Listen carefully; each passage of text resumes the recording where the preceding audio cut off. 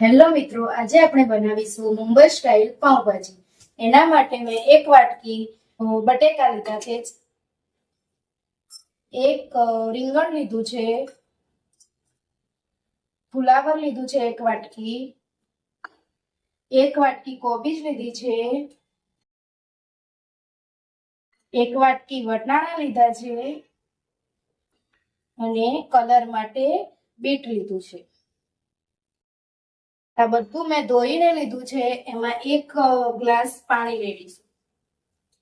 શાકભાજી ડૂબે તેટલું પાણી રેડવાનું. પછી એમાં અડધી ચમચી હળદર નાખવાની, અડધી ચમચી મીઠું નાખવાનું. આ બધું મિક્સ કરીને પછી ગેસની સગડી ઉપર મૂકીને 3 થી 4 વિસલ વગાડવાની. 3 થી 4 વિસલ વાગી જાય પછી તેને બંધ કરી દેવાની. ત્યારે આપણું શાકભાજી બફાઈને રેડી થઈ ગયું હશે.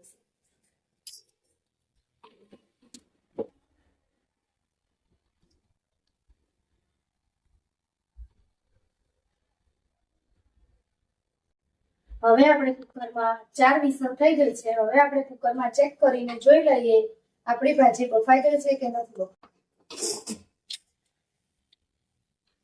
જોઈ શકો છો મિત્રો, આપણી ભાજી બફાઈને રેડી છે. બધા શાકભાજી બફાઈ ગયા છે. આપણા શાકભાજી બફાઈ ગયા છે. હવે આપણે મેશરની મદદથી શાકભાજીને ક્રશ કરી નાખીશું. હવે આપણે પાઉંભાજી વઘારવા માટે 4 મોટા ચમચા તેલ લઈ લીધું છે. એમાં આપણે જીરું નાખશું. પછી એમાં હિંગ નાખશું. એક નાની સાઈઝની ડુંગળી નાખશું.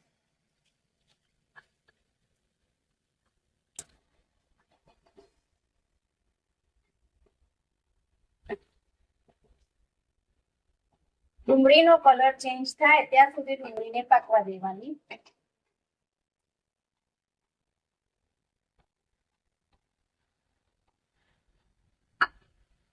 કલર ચેન્જ થઈ ગયો છે. હવે એમાં 15 થી 17 કળી લસણ વાટેલું નાખશું. સૂકું લસણ.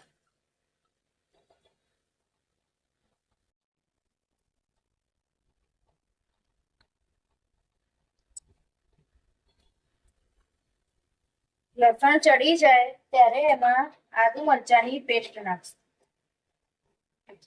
હવે એમાં એક કેપ્સિકમ નાખશું.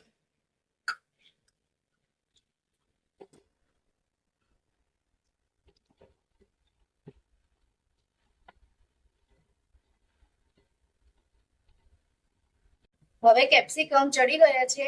એમાં 2 આખા સુધારેલા ટામેટા નાખશું.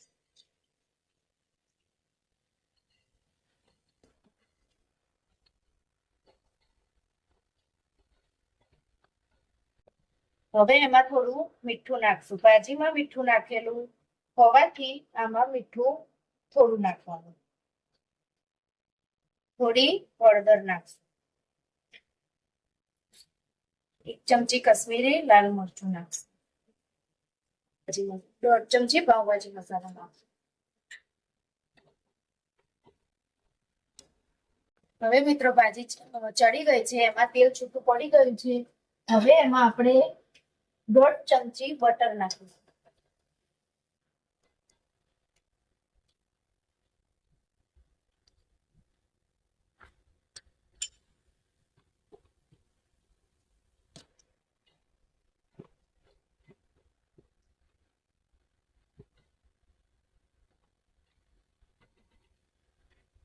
હવે બધું કમ્પ્લીટ મિક્સ થઈ ગયું છે. એ મેસરની મદદથી આપણે મેશ કરીશું.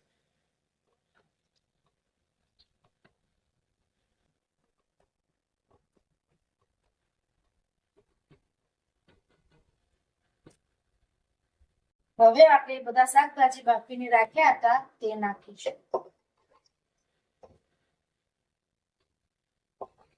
હવે તેને મિક્સ કરી તેલ છૂટું ના પડે ત્યાં લગી ચડવા દઈશું. એમાં અડધો ગ્લાસ પાણી નાખીશું.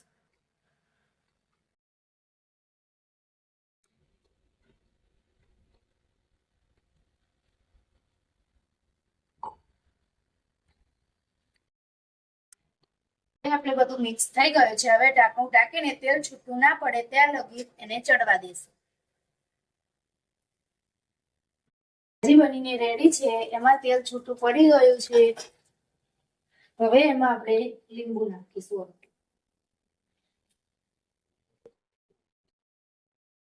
હવે એમાં આપણે નાખીશું દાળ. આપણી ભાજી બનીને તૈયાર છે.